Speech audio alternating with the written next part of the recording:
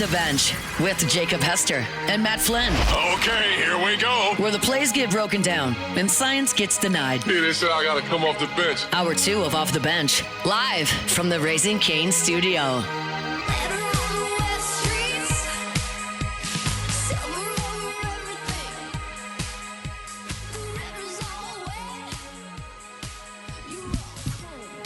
All right, welcome back here. Off the Bench, OTB, live from the Raising Cane's studio. Hour number 2. Monday show brought to you by Bayou Automotive. Best thing car dealer in the whole state. Put that on anything, Richard. Monday show every single week. Brought to you by Bayou Automotive. Welcome in, hour number 2. If you are listening to us, whether you're in the car, whether you're at home, in the office, whatever it is, we appreciate you tuning in. Hey, and if you're just sitting around listening on the old radio, tune in on YouTube. Come chat with us. Come join the show a little bit. When I'm in the office, I typically listen to y'all on YouTube. Well, because you want to see our pretty faces. Not necessarily. It's just because I don't have a radio in my office. Oh my! So I go, gosh. I click up the YouTube page, pull it up, and minimize it, and go back to work. So well, I don't technically get to watch it, but it is on YouTube. It counts. That's rude, buddy. I feel really bad about my looks now. We were looking at this LSU helmet. So do we think it's real? It's got a number 9 on the back of it. But it doesn't have a quarterback. Doesn't have a quarterback's face mask. And then Some it pads are feels taken like out of it's half the weight of a normal one. Now There's loosen the front some pad. pads and some screws were taken a few years ago by one Jacob Hester. So if you look at the top, some screws. He needed some padding. I think one of his sons did. A screw fell out of the helmet. Jake came in with a screwdriver, took a couple of them out. Yeah. Oh my that God! Look at What the a top cheap where the ass. face mask connects. He at could the have top. probably gone and asked Lewis. Yeah, hey, just Lewis, I need a few guy. pads. Nope. He did. He took the 2 top screws off. They're not That the is face mask isn't hilarious. connected. at This the was top. inspected by C. Hamilton on 210. 210. So I guess they inspected him after the season, maybe. Okay.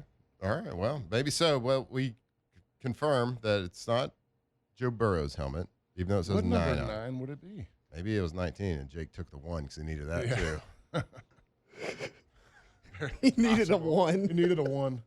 He had the 8 already. I can't believe Jake stole the pads to this helmet. Now I got to look This at I this. don't, prop know. helmet. I don't know if it was the pads. The screws at the top. The pads are he gone. took. Well, he had to have needed that because the screws would probably hold something that Well, clips look, the same pads pads. in Look, this is there. the same helmet. It's missing the front pads. Those are. Some would say those are the most important pads. Yeah, those are the ones that will take the blow first. That gives you Wow. the nice red mark on your forehead. Wow, Jake. Real wow. Didn't really think you were in desperate need for that front pad like that. I got 5 kids. It gets tough. Okay, well. All right, Richie. Well, let's, speaking of numbers at LSU, there's probably going to be a decision made pretty recently on what I feel is the most overrated number in sports. Yeah. But that's a joke. I always make fun of Jacob for it. You do it all But the time. there is a number 18 is going to be handed out at some point. And if you go to louisianasports.net, Hunt Palmer did write a good article on there that you can check out, talking about what he feels like the 3 candidates are for the number 18 jersey. Of course, like the 18 jersey it means something at LSU. Yeah. And it's hard to, like in this day and age in college football with the transfer portal, like it kind of probably shortens your candidate list a lot because there's a lot of new faces. Yeah. And I'm sure like that's probably, I think it's going to have kind of an added meaning in the new era of football. yeah. It's a guy that's been around the program, most Yeah. likely. A guy that's, has trying to think off the top of my head. I don't know if a transfer player has ever worn number 18. Yeah, certainly not a first year Yeah. transfer. I don't think if That's I a can't good, think one off the top of my head. yeah. Anybody in the chat, let us know. Like if you can think of anybody who's worn 18 that was at one point a Yeah. transfer, whether it was after his first or second year, whatever it is. If you can think of anybody at the top of your head, let us know. But for me, I mean, I think in this era, if that Yeah. holds true, Makai Wingo Okay. in 23. Okay. 'Cause remember, he came with yeah, yeah, yeah. Baker from Missouri. Okay. That's right. Okay, so Very we got one. Yeah. Is he still in the NFL? He was a really good college guy, but something kind of happened to him. Look, I like the number, especially just because, I wore the number. Jake gave it to me. But I know that what it means to the guys who've worn it, it means a lot. And, we still have a group message. Everybody gets together and hangs out, talks about things.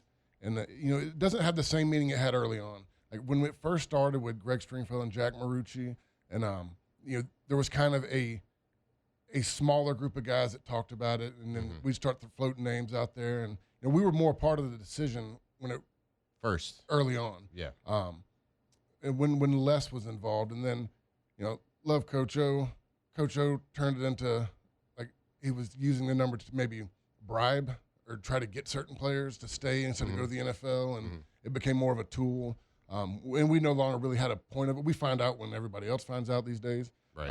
But people still come up to me all the time like, who's going to get it? Who's going to get it? I'm like, it's not like that anymore. Back in the day, we would have an idea who was about to get it. Now it's just kind of we find out when everybody else does. Yeah, and I kind of like the thought of everybody who's worn it to at least have some sort of, whether they actually listen or not, at least have some sort of part in the conversation, right? And I get that it's gone on now for so long. I think it kind of got out of hand for a minute with Coach O and some other guys, and they were giving out to 2 18s, an offensive and a defensive, and we had years where they was getting so many people involved in it that now that list of people would be too big to control and have involved. And even, I would even say, I wouldn't mind if there was a year that they didn't even have it. Like if there wasn't somebody that fit the mold, right, for what that is. And like, how do you explain that quote unquote mold for 18? It's more about it used to have a little bit of dealing with adversity, overcoming things. Matt Mock with Liz Frank. Hester having his knee surgery before the game, going into the Sugar Bowl. Yeah, and being short and white. Being short and white. And then, I remember when we really first started talking about it, we were playing Kentucky in 07. And Jacob Tammy wore it for Kentucky. And Hester was like, man, 18 looks pretty good on a tight end. I'm like, yeah, it looks all right. He's like, no, I think you need to switch your number. So we started joking about it back then when we played Kentucky. And then Les Miles it completely shut it down. Jake was always like, man, I don't want anybody else, some slappy wearing my number. We're going to push it over to you. Les shut it down, wouldn't let it happen. This is after coming off of 2 touchdowns in the national championship Look, game on a different number. I made a lot of people upset. The Hibbett's general manager in South Mississippi put a lot of number 82 jerseys in after that game. And I remember he actually called my dad and he's like, I just filled every store on the Gulf Coast with an 82 LSU jersey. Yeah. And he changed his number. I got an issue. We got a real problem right now. It's good, but it didn't have my name on the back of it, so you're good. But then I came back for camp. Like, I didn't even have it in spring. Came back for camp, and it's kind of a surprise. My locker had changed. So, it's meant a lot to me, and I think, it's helped me out a lot in business and life, and, it's a conversation topic. But, yeah, it's not what it used to be in the sense of we all had an idea and we all talked about who was going to be the next guy. Yeah, I think it kind of the goal of it and the heart of it, at least to begin with, is the spirit of what it means to be an LSU Tiger, which is tough, gritty, nasty, overcome adversity, like no matter what. Not necessarily the best athlete or the best guy out there. It's the guy that's going to bust his head. That's and do it all with a team first mentality. And you take a look at Hunt Palmer's article in LouisianaSports.net. He gives 3 candidates for it, and I want to get your opinion. And maybe you're not as familiar with these players as you are, but like the guys that potentially could wear this, just kind of want to get your thoughts and opinions on how you would feel. You don't have to pick one, but I got one, and I'm sure it's going to be one of the 3. The number one pick of mine that is also Hunt's number 1 person that he talks about is Whit Weeks. 100%. He fits that mold, and the guy that's battled through a lot of things. Struggled all last year, coming back from breaking his ankle.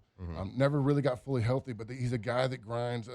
He's a guy that has a passion for the game. I think he's so important to this team as far as bringing the team together. I mean, he was our main recruiter during the transfer portal. He was out there meeting all the guys.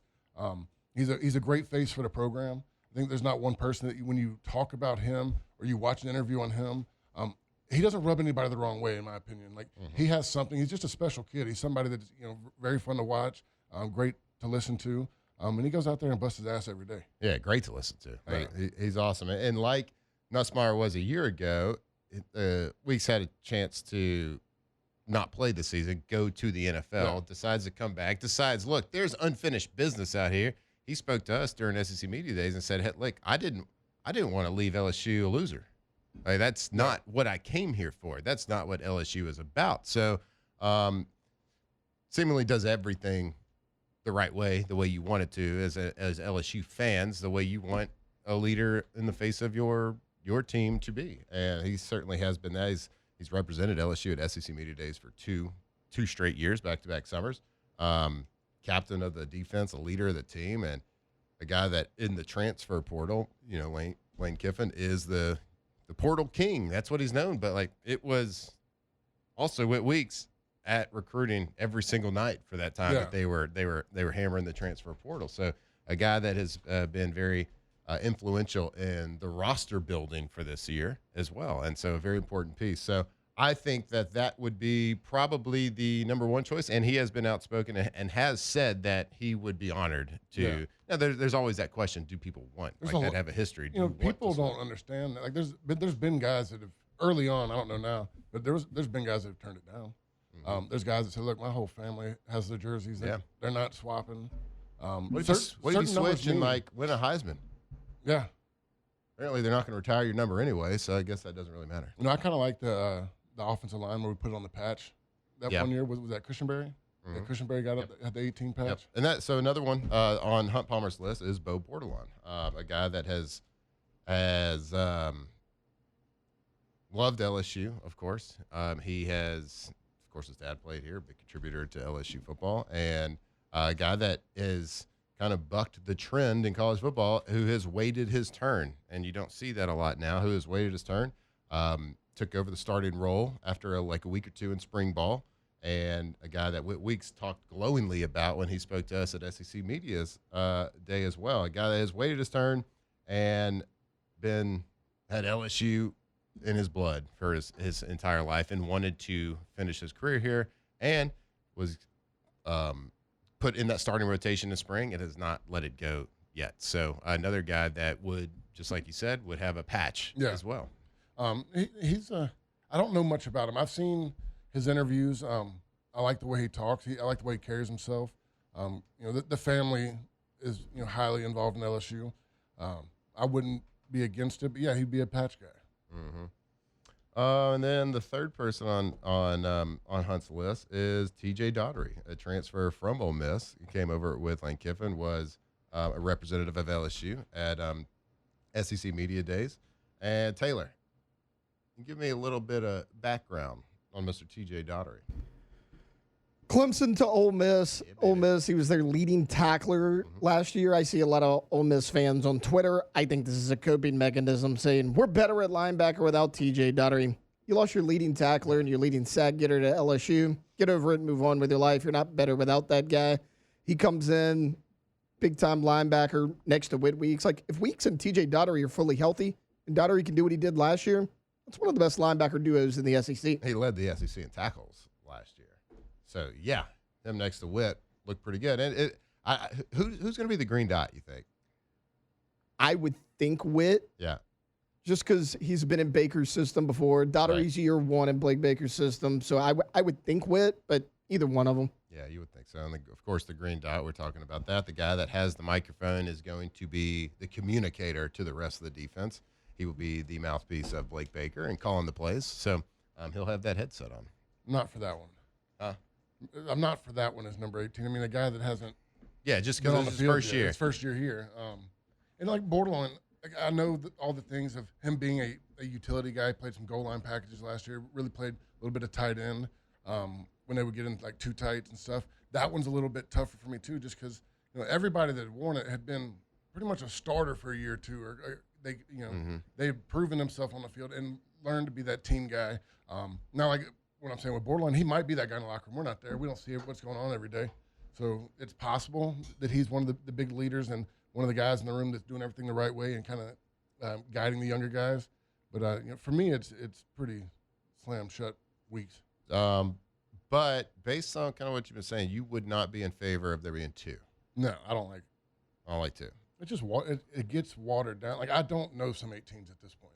Yeah, right. They hadn't been added to the group chat? They probably are, but I mean, that didn't say thing's their so number? big. I didn't say, I switched my number. Group chats are tough. Yeah, and then you change things up. You get a new phone, then all of a sudden you New get phone, who number dis? pops up. Yeah. So when's the last time there has been a message sent in the 18 group chat? Whew. It's been quite a little while. Jake kind of runs the 18 group chat. Okay.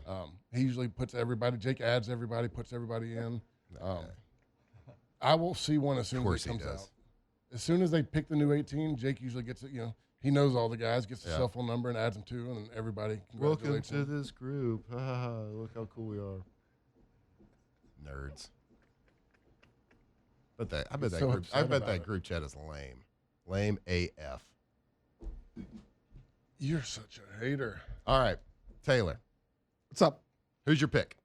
It's Whit Weeks for everything y'all said, and then battling through multiple injuries. Like, breaks his ankle in the bowl game against Baylor, comes back, fights through it last year, had to sit out, decides to come back again this year. Like, he's been here for 4 years. He's been a multi-year starter. He's been all SEC. He's had all American talks. Like, it's Whit Weeks. I think this is one of the easier choices in recent years. Yeah. I love Bo Bordelon, but like what Weeks has already done here compared to him being the team captain this year. Incredible story. Yes, it's Weeks. But again, to Richard, 18 has to at some point stand for a lot of different things, and I think Bo Bordelon's story, especially if he holds on to that starting spot, that does epitomize it. But Whit Weeks' story, everything he's already done, everything he's proven, it what he's kind of meant to this team, and not only what he meant to get Blake Baker back for another year. My God, if Whit decides to go to the NFL, does Blake stay? Potentially, yes. We don't know. But I think that played a really big part. I think both of them staying played a big part in each other staying. Yeah. Luke, who's your pick? I can't imagine a world without Whit Weeks being number 18. Yeah. Slam shut. Yeah. I mean, if it's on Kalshi, we can all get rich. There's no doubt. Yeah. I want Whit in the group chat. I want him in the group chat. And, I agree with you as well. Although the TJ Daugherty situation and him coming over and being a really great player last year, leading the SEC in tackles, and also Lane thinking highly enough of his leadership abilities to send him to SEC Media Days as that first, there's no one player that could potentially get scrutinized more than him at all of SEC Media Days, because he's one of the guys that followed Lane and transferred with him. But still, 18 does have to stand on something and mean something. I don't think we can get there yet, I guess, in this world of college football, that a first-year guy could put that jersey on. It'd be tough for me to see it. It'd be not taking anything away from what he's going to mean to this team, but just for that number specifically, right?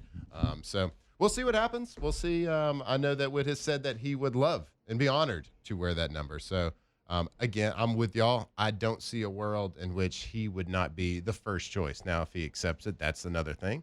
But certainly all these people on this list deserve it. And go check it out at LouisianaSports.net. Great job by Hunt Palmer over there putting that list together. All right, we are going to go to break. We got a lot more for you. We got weekend winners and losers coming up at 9 a.m. We're going to talk a little NFL football when we get back right here off the bench. Off the bench. All right, go to getgordon.com, getgordon.com. Of course, the website for Gordon McKernan, injury attorneys. Richard, we like to say Gordon McKerney, injury attorney. I heard you say that a few times. It's a little catchy. Yeah. It's not his real name, but it's catchy. McKerney. Yep. So you've driven around. You've been down the interstate. You've seen the billboards. Standing on trucks. Standing on trucks. A lot of billboards. And that's just Drive to Awareness to remind you, because you don't know when an accident's going to happen. You don't know when injury is going to occur. So whether you're driving around and you get in a car accident, whether you're on the job site, a little slip and fall, maybe a little hand injury, you get injured on the job site, wherever it is, well, the first call you make should be to Gordon McKernan Injury Attorneys. Talk to their team, see how they can help you. They will go and fight for you. They will go and get exactly what you deserve. So go check it out. We've seen all the great work that Gordon McKernan has done in the community. We've seen all the great businesses he's run, all the NIL stuff that he does. But at the heart of everything, they are here to fight for you. Go to getgordon.com.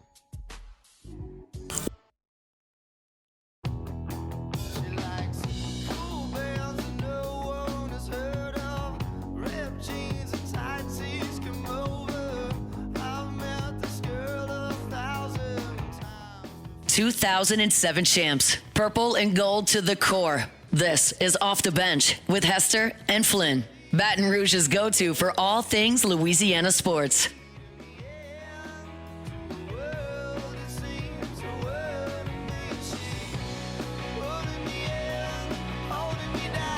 All right, welcome back here. Off the Bench, hour number 2. Monday show brought to you by Bayou Automotive. OTB live from the Raising Cane's studio. It's that time, Richard. What time is it? Time to go, Tommies. Time to go to GoTommies.com. Tommies. Oh, Go Tommies. How you say it? you got to say it with some, like, a little pride. Well, I told you. You got to say it like number 18 would say it. I'm not that loud of a guy. Come on, Taylor. Yo, Tommy! There we go. Go to GoTommies.com. GoTommies.com. Tommy's Windows, Doors, Siding. If you have a project happening right now, whether it's a renovation, whether it's maybe extended onto your home, maybe you're building a brand new home, or maybe you just live in South Louisiana and it's really humid. There's bad weather. There's termites. There's all sorts of stuff. And you got some old windows, doors, siding, whatever it is, and you need a replacement. Well, call Tommy and his team. Let them come out, give you a consultation, give you a quote on the job, and show you why they win award after award after award every single year since 2016. Angie Super Service Award winner. Because they are dependable, they're reliable, and they are efficient when they do a project at your house. And everything that they install is going to have a lifetime warranty. So it is good for a lifetime. So go check them out today. Let them show you why they win award every single year. You will clearly see the difference when you work with Tommy and his team. So go check them out today at GoTommies.com. Richard, we got to work on it, man. Got to work on it. You know, I'm a little bit distracted because in my mind, I look over at you, and you got your legs propped up on the desk. Yeah. You might be the only guy I've ever seen doing radio that leans back in his chair and puts his feet up on the desk while he's talking the whole time. Well, you got to be comfy. You got to be comfy cozy. You can't be uptight. What are you giggling? That didn't hurt your ankle any? This? No. That's good. Oh, you're good. Well, we've discussed a lot of padding on these ankles, okay? A lot of padding. Oh, I did send you that picture the other day. There's a picture of me and Matt sitting next to each other, and my ankles look half the size it is. Well, you do have tiny little ankles. Yeah. Let's be honest. Little bird legs. Athlete. Athletic ankles. Yeah, you do. Tay, I want to take just a couple of stories around, quickly hit some stories that are around sports, around the NFL. You told me this morning to follow up on our conversation on Friday about the Purdue athletic director. He went on McAfee on Friday because, of course, he did. McAfee. Because he listens to our show, probably. Right. Has everyone on the show. And he kind of backtracked a little bit. He didn't take back what he said, but, I mean, he got up there and he said, I was having a great day. I wanted to share a vision. He's like, I made an offhanded comment about the in-state rival. He's like, it obviously didn't land well. He said, I knew it wasn't going to land well the second it left my mouth, but we just had to move on and roll with it. So he kind of explained his reasoning. He's like, wanted to go off the cuff a little bit and take a playful jab, but obviously it did not work because I'm sure his 25-minute press conference was great. Everyone heard those 15 seconds and it was absolutely brutal on Friday. So I'm not surprised he backtracked a little bit. Richard, I don't know if you heard, but the Purdue new athletic director, who is actually from Louisiana and has been the AD here at at La Tech and somewhere else. So he was at McNeese and then La Tech. Okay, so he's got Louisiana ties. Yeah. He does go to Purdue and makes not the greatest comment. It wasn't taken the best by the country, by the nation, by the world. Does that comment work 2 years ago? Yeah. No, it doesn't, does it? I think it does. You counted up the the athletic championships. But the fact that it just happened it's worse. In football. It's infinitely worse, of course. It doesn't get as much attention 2 years ago. Yeah. Okay, let's move over to the NFL now. Jaden Daniels, we talked highly about him. They had Stephon Diggs. We talked for like a what? I want to raise my hand real quick. Okay. I said Jaden Daniels. And I know y'all probably covered this last week, but what about the DJ Pickett getting number 5? Yes. Okay. That's a story that I'd like to hear more about. Okay. How do you promise this kid a number in recruiting, and then he wore number 3 all last year? Like, to me, there's some major BS going on. I'd be really pissed off at somebody if like that was promised. I mean, look, Jaden Daniels was already gone. He wore he was promised that, knowing Jaden Daniels wore that number. Mm-hmm.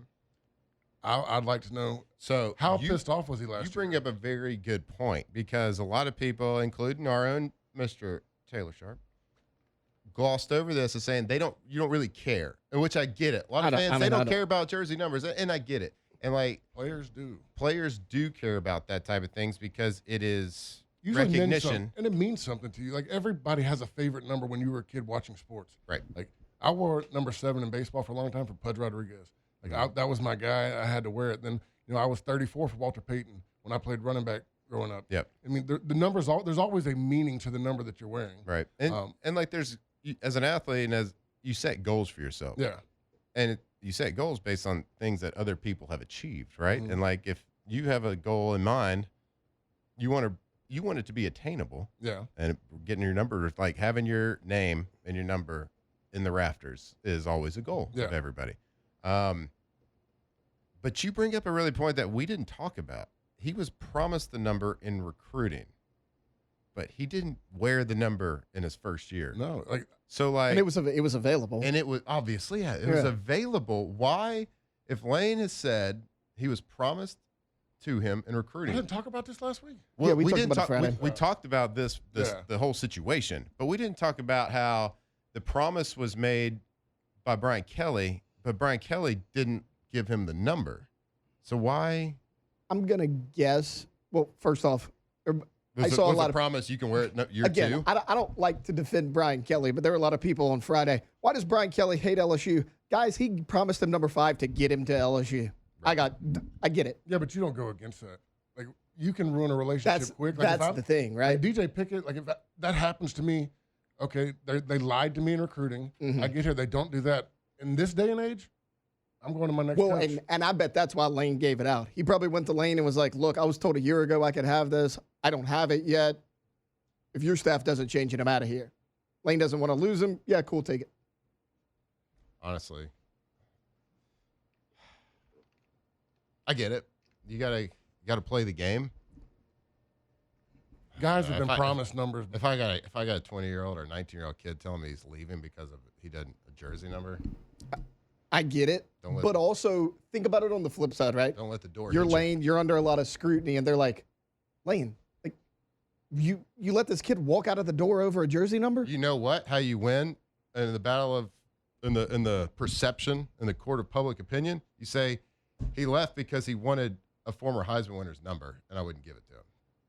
Sure. If you want to go down this whole numbers deal, I just thought of another story that's pretty funny about how important it is to players. You know, you used to get in trouble. Some guys, I mean, I guess we can talk about it now, statute of limitations, would give their jersey, like an LSU jersey. I know certain players would take their game jersey and go give it to somebody or give it to a friend, family, whatever. And Chad Jones had done it one too many times. And they're like, if you do it again, we're not having another number 3. So I forget what game we were playing. He walks out there, and there's like a number 45 in his locker. They told him that, we're done. We're not doing this. Chad took his crap off and went back inside. He said, I'm not playing then. All right. And it went all the way up until kickoff, and Les Miles was finally like, give him the damn number 3. So this was during the season? Right before a game. So what year is this? 08? 08, maybe? Okay, so he had done it multiple times. So this is at the end of the season? Yeah. This had to have been towards the back end, right? Yeah, towards the back end of the season. And, do you remember who y'all were playing? I can't remember, but I remember Greg Stringfellow and them being like, hey, look, you can't give away another jersey. We can't keep getting you new jerseys. And, of course, Chad's like, yeah, whatever. Yeah, whatever. I do it anyway. He shows up for the game. They got like a random 40 number in his locker. And he threw a fit. He's like, okay, that's fine. He went to leave. Oh, dude, what a great story. And, went to leave before the game because Chad was hard-headed. There was another time that Chad was particular about what he wore. His suit had fallen out of the closet, off his, so it was wrinkled. And he said, I'm not wearing it. He's like, I'm not wearing a wrinkled suit. Well, they said, you can't play. He said, then I'll go home. Because you got to walk down the hill? You got to walk down the hill. Yeah. And he's like, I'm not walking down there with a wrinkled suit. Okay. I forget how that got around, but, Chad got his way. Yeah. And he played. Of course. But the number was hilarious because he wouldn't even go out for warm-ups in it. That is so good, dude. So did they change the jersey before pregame warm-ups? Do you remember? I think he got there after he walked down the hill, walked into his locker, and he had a new jersey, and he said, I'm out. Oh, okay. Yeah. And then they tried to play like hardball with him because you're there about 2 hours before. Yep. And they wouldn't give it to him. And then when we're all getting ready to go out the tunnel, and he's still sitting in his locker because he said, "I'm not playing." Oh my! They brought back the number 3. Oh, I love it. What a They had story. one. They had one ready. I mean, They had one. Ready They were for going to sure. go as long as possible. I wonder if I can't remember if he gave away that jersey too. That's really interesting. That's a good story, dude. Well, you can say it now. I mean, technically, that was a way to get suspended. Like they thought kids would maybe sell their jerseys or do stuff with them, Right. so you weren't supposed to. Yeah, take you're them certainly home. not supposed to. Weren't supposed to do that. Well, But when you brought up the jerseys, when you brought up Jaden Daniels, I was thinking about the 5. That just blows my mind that he was promised it and didn't get it. that is very interesting, though, right? Like, Yeah. he was promised it. And then wore number 3. Yeah. Was he number 3? Really 3? Yeah, 3. Number 3. Yeah, there you go. I wonder if he gave it away every game. Well, to just go back to your Jaden Daniels story. Well, this is it. We're gonna go to break here in a second. But like before we do it, Jaden Daniels, what I was gonna start talking about, he gets dealt a blow. Laramie Tunsil tears his tricep. So Laramie Tunsil, did they say he's gonna be out for the year? No, They but extended period of time. a lot of people are thinking playoffs best case scenario. Playoff I mean, they're best case thinking 4-month recovery time for this. So Yep. I mean, that's essentially. Yeah, a long time, very, very good offensive lineman. And where they were lacking weapons around Jaden a lot, they brought in Stephon Diggs last week, which we think is a very good move for him. And just not a lot of people talking about Jaden going into the season. We feel like he's going to have a great year. Hopefully, lets everybody know that first year Jaden's back. But this is certainly a blow to that. But we'll see what they can do to fill those big old shoes with Laramie Tunsil. All right, let's go to break. We'll come back. Got more OTB right here for you.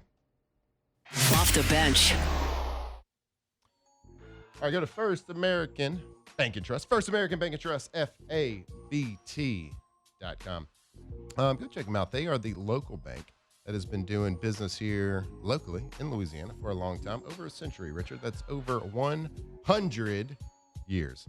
They've been doing business and banking the right way, working with Louisiana families, working with Louisiana individuals and Louisiana companies for a long time, and just doing everything the right way. So whether you're starting a new bank account for a child, whether you just need a first, second, or third bank to handle some different funds for you personally, if your family's growing and you need a bigger house, go talk to them about a mortgage. Maybe it's a HELOC. Maybe you got to, maybe you just need a little bit of working capital for your life or your business, working with local businesses. If you have a local business, Richard, and you need something to bank to make a decision on a loan for your business that's local, might as well be a local company. Might as well not be one from New York City. Yeah. So go to First American Bank and Trust, FABT.com.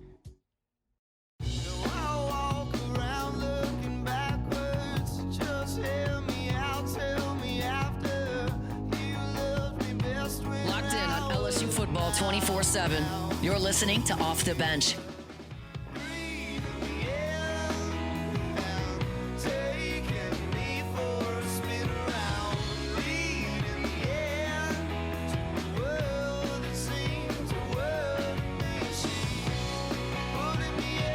And welcome back here, Off the Bench. 8:39 a.m. here in the capital city. Live from the Raising Cane studio. Taylor, how'd that sound? Capital City, is all right?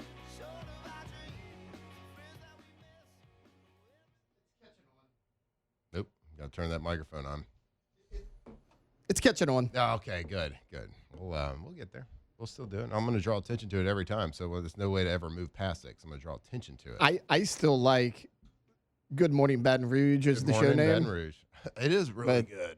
I mean, that's Yeah, we'll get there. Got to get Jacob to help us change that name.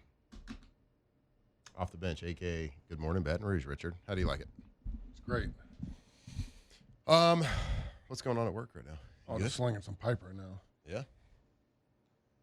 Where are you going somewhere after this? You going to a job site? I got a lunch set up. Pipes and valves? Pipes and valves, pipe fitting flanges and valves. Come on.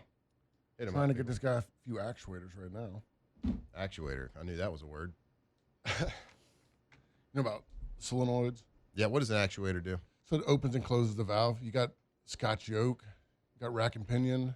Okay. You go with an MOV, an electric actuator that you can control from the operator room. Basically, like you're starting to automate all these valves so that you can kind of have less people. You used to have guys have to go out in the field and open and close valves all the time.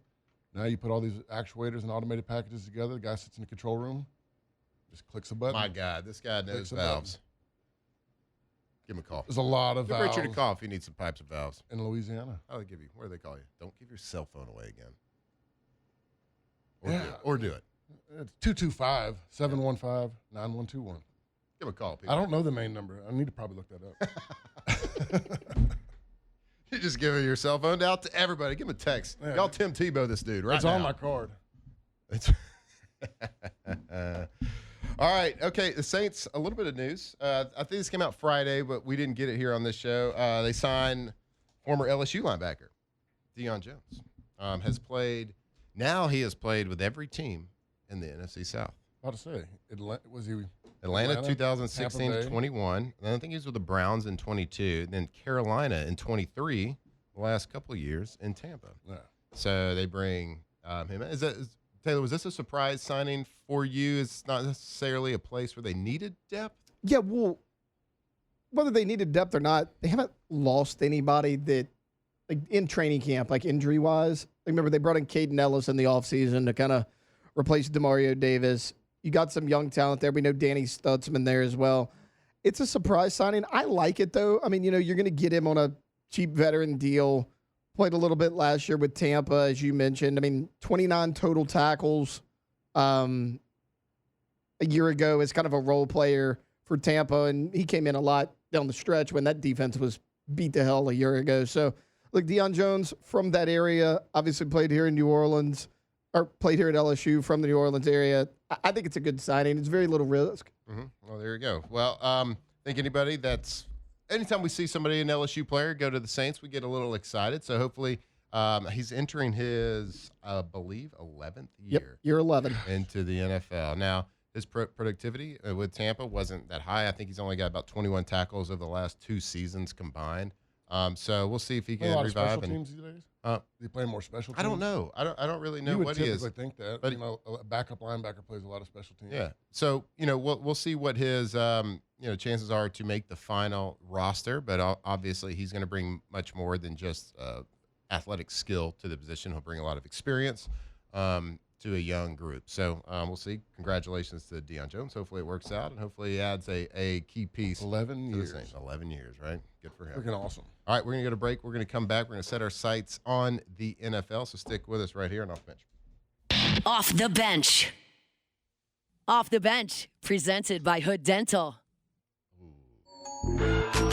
All right, go to Gulf Coast Office Products, GCOPnet.com, Gulf Coast Office Products.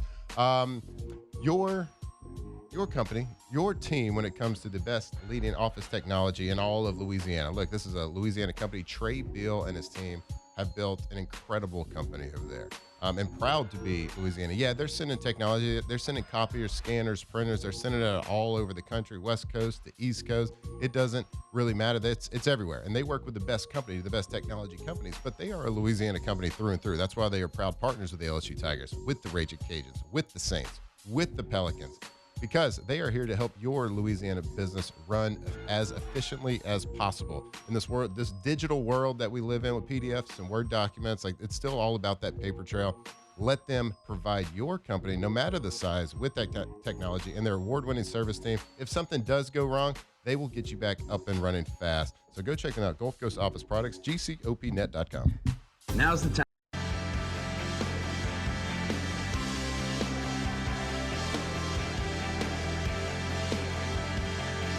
Locked in on LSU football 24/7. You're listening to Off the Bench.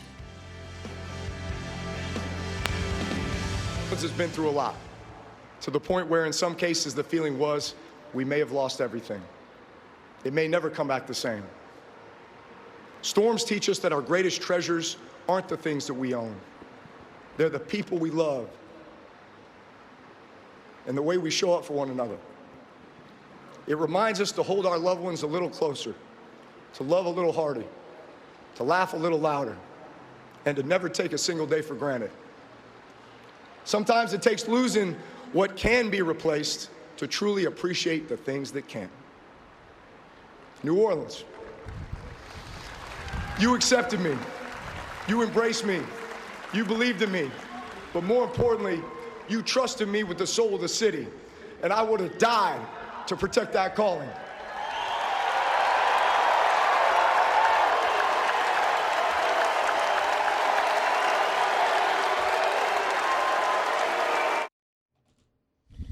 All right, there he is. Good. All right, there he is, Drew Brees, in his Hall of Fame speech. Nearly 20 minutes of 20-minute speech this past weekend as he gets inducted into the Pro Football Hall of Fame, and the social media went nuts. Not a dry eye out there. Bring a tear to a glass eye, talking about what New Orleans, what Louisiana meant to him. And, of course, what he meant to Louisiana, especially at the time of the storm and everything. Everybody knows the story. We don't need to rehash the entire story. But awesome stuff there from the speech. And lots of people tweeting, even our guy, Devin Snow, tweeting a selfie with the tears rolling down his face. Everybody's very emotional. Real tears? Yeah. Oh, Big Drew Brees. Big Drew Brees guy, for sure. And he should be. Everybody should be. Taylor. Did you cry? I did not cry. Okay. I did not cry, but but I thought it was very touching. That was very good. How do we feel about what? The speech. Oh, the speech was great. Did I cry? No, but I thought it was a good speech. I thought he showed. You don't cry. Men don't cry. I've cried before. I didn't cry at that, but I mean, I thought it was good. I thought he showed what the city of New Orleans meant to him. He got there at such a instrumental time, not only for his career, but the city of New Orleans. Yeah. Luke, you grew up obviously a Saints fan. Yeah. Louisiana. And when you were, what year were you born? 99. 99. Okay, so you were very at an age where pro football players were probably on this pedestal. Yeah. For sure. Even college players. Of course, Drew would have been at the top of that pedestal. You grew up a Saints fan. What did Drew kind of mean to you as a child growing up watching the Saints? It was awesome. Yeah. Like, I mean, we had LSU on Saturdays, Sunday wake up, because we always had that. Yeah. You were you had a spoiled childhood. Oh, I as did. As far as like quality football. Great run. Yeah. It was awesome. Like, LSU Saturdays, wake up, because we always had the noon slate back then for Saints, and it was just, I'd go over to Buddy's house, and we would just put on our Breeze jersey. Yep. And it was like, it was an event. Yeah. Watching him play and those teams play. So you're Baton Rouge, obviously. So, like, I'm going to guess. I don't know. I'm going to guess you would, if you had to choose a hat between LSU and Saints, you put on an LSU hat. Oh, yeah. But for sure. On the same hand, then I think a lot of people are kind of like that outside of New Orleans, of course. In New Orleans, it gets a little bit different, of course, and it's rightfully so. Yeah. But, like, you were probably too young to understand the impact of, like, Katrina and that time and what that team kind of meant going back to the Dome and everything. But, like, do you have memories of that, of, like, that first game back at the Dome? I don't. Yeah. I don't. I mean, Young buck. But looking back, like, my buddy was actually in the stadium for it was Atlanta, right? The Gleason block punt. Yep. My buddy was in there, and that was his first Saints game he went to. Yeah. Was that game, and his parents like have videos of it, and every time I go over to his house, like I'm like, can I see that video one more time? Yeah. Taylor, you got like, when you think back to that time period, that game specifically, like, what are your core memories from that? Man, I remember my dad would have the paper up. This was when people would still get the Sunday paper, right? And I mean, it felt like for a year you would just see floodwaters in the paper. I mean, with thousands of cots inside the Superdome. Like, people were wondering when they would ever, if ever, get back to the Superdome. And like that first game back, I remember watching it on TV. And, you know what I mean? I didn't grow up a huge Saints fan. I've become a bigger fan over the years, obviously. But, man, like, it's one of those atmospheres that even if you weren't there, you could feel it through your TV. There's a few of those. There's a few of those over the years. That's one of them. It was incredible. So I have a memory from that game. Didn't Green Day perform like either before the game? Or Somebody did. Because they played, there was a house in New Orleans, like I remember them Did you playing go to that song. game? I did not go to that, but I remember, of course, like watching Yeah. it. I remember watching it in an apartment in Atlanta. That was what year was that? So 7? They did perform. It was Green remember Day watching- and U2. I remember watching That's that 09. performance, huh? 09? Was it 09? What It year was September 25th, 06 06.